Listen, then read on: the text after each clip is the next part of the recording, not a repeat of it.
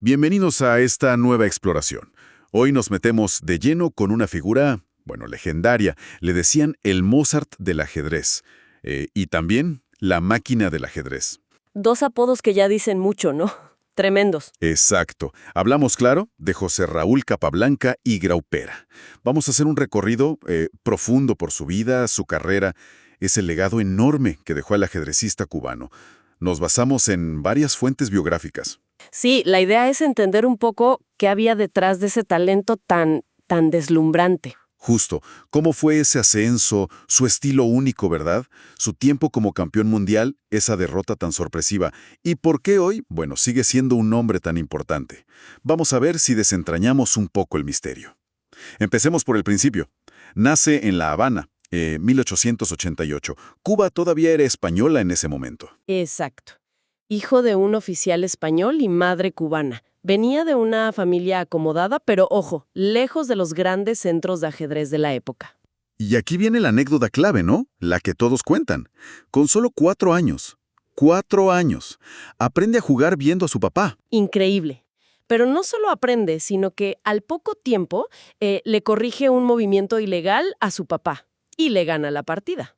Imagínate la cara de los adultos. Debió ser un shock total. Tanto que, lo llevaron a un neurólogo. Y el diagnóstico fue curioso, por decirlo menos. Dijo que tenía facultades mentales inusuales. ¿Inusuales? Sí, pero lo más sorprendente es que el médico recomendó que le prohibieran jugar al ajedrez. Decía que su mente era muy joven para ese esfuerzo. Así que, increíblemente, no volvió a tocar una pieza en serio hasta los 8 años. ¡Qué historia! Pero cuando volvió con todo. En el Club de Ajedrez de La Habana, dicen que enseguida empezó a ganarles a los mejores. Sí, incluso dándoles ventaja de dama. O sea, jugando él sin su pieza más fuerte. Una barbaridad. Y el primer granito llega jovencísimo, a los 13 años, en 1901. Derrota al campeón de Cuba, Juan Corso. Fue un match bastante peleado, ¿eh? 4 victorias, 3 derrotas, 6 empates. Pero lo ganó. Y se convirtió en campeón nacional con solo 13 años. A los 13. Eso ya marcaba el camino. Totalmente. Ese fue el verdadero inicio de su carrera, digamos, fulgurante. Poco después, se va a Estados Unidos a estudiar ingeniería, en Columbia. Pero el ajedrez pudo más, ¿no? Claro. Terminó dejando la universidad para dedicarse de lleno al tablero. No había vuelta atrás. Ya en Nueva York, se une al famoso Manhattan Chess Club. Y en 1906, con 17 añitos, da el primer gran golpe internacional, podríamos decir. Sí, ganó un torneo de partidas rápidas y en la final le ganó nada menos que al campeón del mundo, Emanuel Lasker. ¿A Lasker? Aunque fueran rápidas, ¿eso debió causar un revuelo? Absolutamente. Cuentan que Lasker quedó impresionado y le dijo algo como: «Es notable, joven, usted no ha cometido errores». Una frase premonitoria, ¿no? Sin duda. Era como el anuncio de lo que se venía. Exacto. Era la confirmación de que había llegado un talento fuera de serie, alguien que iba a marcar una época. Después de eso, hizo una gira por Estados Unidos con unos resultados, casi de no creer. Sí, un porcentaje de victorias altísimo, como el 95%, en cientos de partidas. Muchas eran simultáneas o exhibiciones, pero demostraba una superioridad apabullante. Y en 1909... otro paso importantísimo. Le gana de forma muy clara al campeón de Estados Unidos, Frank Marshall. +8 - 1 = 14. Un resultado categórico contra un jugador muy fuerte y respetado como Marshall. Y esa victoria fue la llave para Europa, ¿verdad? Justo. Vencer hacia Marshall le abrió las puertas. Aunque, algunos maestros europeos todavía tenían sus dudas, ¿no? Por su falta de experiencia en torneos allá. Pero lo invitaron al Gran Torneo de San Sebastián en España en 1911. Y ahí sí que despejó todas las dudas. Llegó y ganó el torneo. ¿Y qué torneo? Estaba toda la élite. Rubinstein, Vidmar, Marshall de nuevo, Nimzovich y Capablanca los superó a todos. Su partida contra Ossip Bernstein, además, ganó el premio de belleza. También hubo un pequeño incidente con Nimzovich, ¿no? Sí, parece que Nimzovich dijo algo así como que los jugadores sin trayectoria, refiriéndose a Capa, deberían callarse. Uy, ¿y qué pasó? Capablanca, con esa calma que lo caracterizaba, Parece que lo desafió a unas partidas rápidas ahí mismo. Y lo aplastó. Ahí quedó claro quién era el novato. Y consolidó su fama de imbatible en rápidas. Intentó retar a Lasker por el título mundial ese mismo año, 1911, pero no se dio. No, las negociaciones fracasaron. Lasker puso 17 condiciones, algunas muy, muy exigentes, que Capablanca consideró inaceptables. Así que el match quedó pendiente. Pero bueno, su prestigio seguía subiendo como la espuma. Y la siguiente gran cita fue San Petersburgo 1914, otro torneo legendario. Sí, uno de los más fuertes de la historia hasta ese momento. Y Capablanca volvió a brillar. Lideró la fase preliminar. Incluso le ganó a Lasker por primera vez en una partida de torneo. Pero al final... Lasker tuvo una remontada espectacular en la fase final y se llevó el torneo. Capablanca quedó segundo, por muy poco, y tercero un joven Alexander Alekhine. Ese torneo tuvo una consecuencia histórica, ¿no es cierto? Lo del título de Gran Maestro. Exacto. El zar Nicolás II quedó tan impresionado que decidió otorgar por primera vez de forma oficial, digamos, el título de Gran Maestro a los 5 finalistas. Lasker, Capablanca, Alekhine, Tarrasch y Marshall. Así que Capa se convirtió en uno de los primerísimos grandes maestros oficiales. Luego vino la interrupción de la Primera Guerra Mundial, claro. Pero Capablanca siguió dominando en América. Sí, y cuando volvió a Europa después de la guerra, lo hizo a lo grande. Ganó el torneo de Hastings de 1919 de forma aplastante. Ya no había dudas, era el retador número 1. Tanto que Lasker, en un gesto bastante inusual, llegó a renunciar al título en 1920, diciendo que Capablanca era superior, imagínate. Pero Capa insistió en que quería ganarlo jugando. quería ganarlo sobre el tablero. Y así se organizó el match para 1921, en La Habana. Exacto, con Capablanca formalmente como retador, aunque fuera el campeón. Y ahí sí, Capablanca, con 32 años, en la plenitud de su juego. Lo demostró. Fue una victoria contundente sobre Lasker, y sin perder ni una sola partida. Increíble. +4 = 10 - 0. Lasker, de hecho, abandonó el match antes de terminar, sintiéndose superado. Ganar el título mundial invicto fue, un hito tremendo. Algo que no se repitió hasta casi 80 años después, mencionaste. Sí, hasta el match Kramnik-Kasparov en el 2000. Y lograrlo en La Habana, en su casa, lo convirtió en un ídolo absoluto en Cuba. Y sigue siendo el único campeón mundial latinoamericano hasta hoy. Ya como campeón, su fama de imbatible se hizo aún más grande. Ganó el fuerte torneo de Londres en 1922. Y fue allí donde impulsó las famosas reglas de Londres para los futuros matches por el título. Ah, ¿sí? Con esa cláusula polémica de los $10,000 oro que tenía que reunir el retador, una fortuna para la época. Exacto, y eso generó mucho debate. ¿Era para asegurar la seriedad de los desafíos y una buena bolsa para el campeón? ¿O era una forma de protegerse de rivales peligrosos, pero que quizás no tenían ese respaldo económico? La verdad es que funcionó como barrera para algunos, ¿no? Sí, grandes jugadores como Rubinstein o Nimzovich nunca pudieron juntar esa suma, y sus desafíos no se concretaron. Es un tema complejo, la verdad. Mientras tanto, Capablanca seguía, sin perder.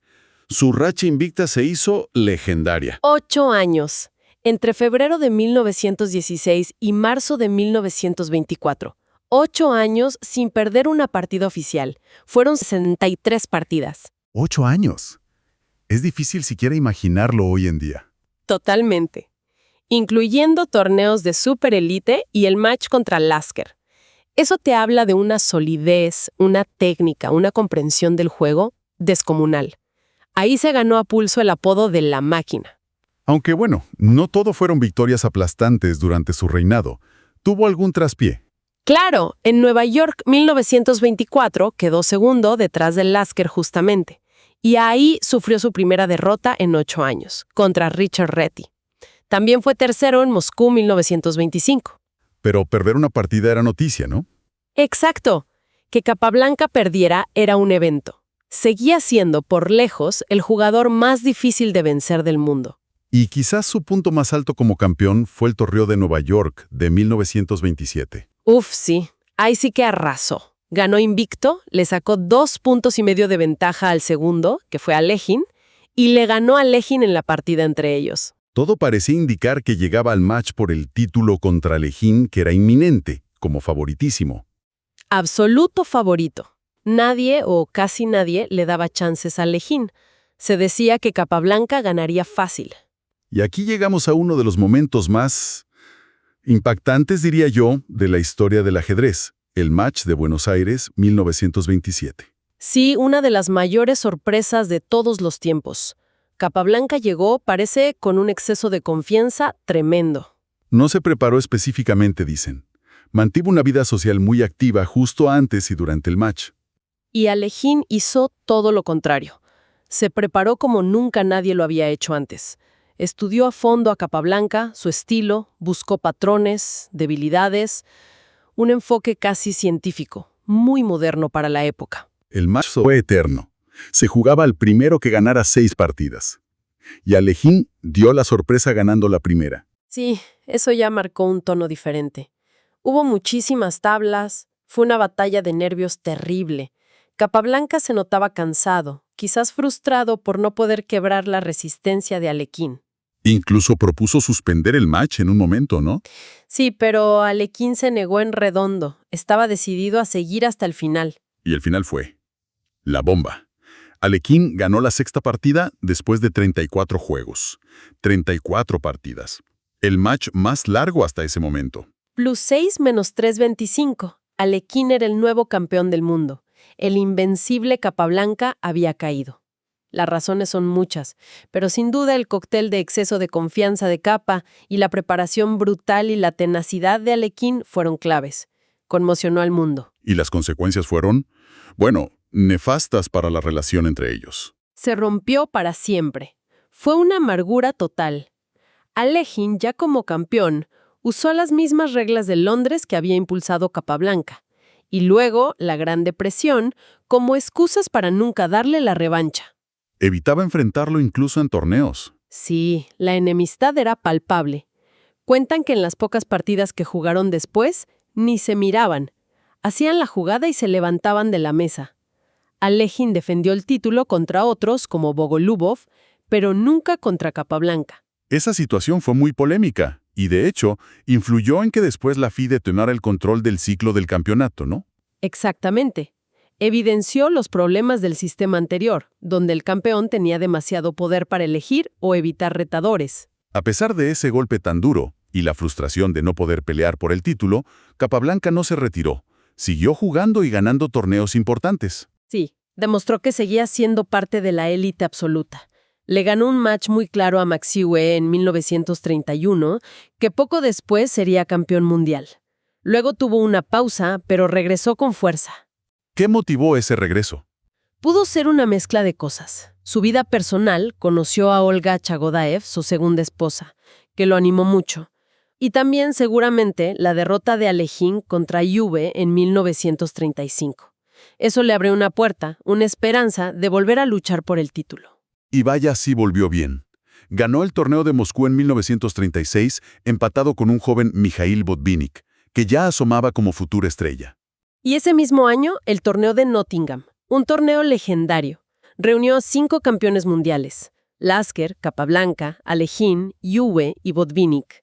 Pasado, presente y futuro. Y Capablanca empató el primer puesto con Botvinnik, pero lo más destacado de Nottingham fue... Le ganó a Alekhine en su partida individual. Era la primera vez que se enfrentaban desde el match de Buenos Aires, casi 10 años antes. ¿Y le ganó? ¿Cómo fue esa partida? Fue una victoria muy elegante, con una celada táctica sutil. Una pequeña revancha personal para Capablanca, sin duda.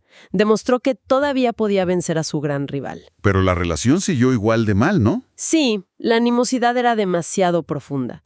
Y bueno, la puerta a una revancha por el título se cerró definitivamente cuando Alekhine recuperó el campeonato ganándole a Ewe en 1937. A partir de ahí, la salud de Capablanca empezó a flaquear un poco. Sí, tuvo un pequeño ACV durante el torneo Abro de 1938, donde no le fue bien, pero todavía tuvo un último gran destello. La Olimpiada de Buenos Aires 1939. Exacto.